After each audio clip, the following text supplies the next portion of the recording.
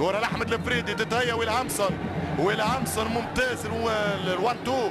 الكرة رائعة جدا يدخل فيها عملية دفع والحكم يقرر بنالتي صحيح ركلة الجزاء اللي صفرها الخالدي بإشارة بالأيمان. نعم صحيحة. نواف بن سعد يتفاعل مع اللقطة يتكلم بين الضلوع عن حركة الهجمة الهلالية. هجمة وزحف عبد الله الشريدة والكابتن الانيق محيس الجمعان اكيد يتناقشوا. كانت اجواء كبيره الديربي ما يتغيرش في العقول في القلوب في الانفس في اللسان. ضربه جزاء كمحايد نشوفها صحيحه. الردود عند الثنائيه ما رايك يا عبد الله؟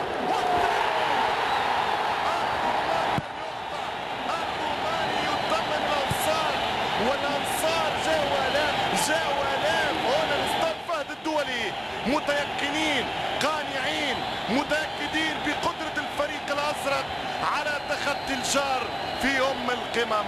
النصر في 25 دقيقة يجد نفسه منهزم 2-0 وفي ملاحظة أسوقة على الطاير من كرة القدم. قبل دقيقة كان التعادل من ريان بلال. الكرة امتنع النصراوية ثم تمنح بأجمل الهلاليين إمكانية البنالتي. تقدم وسدد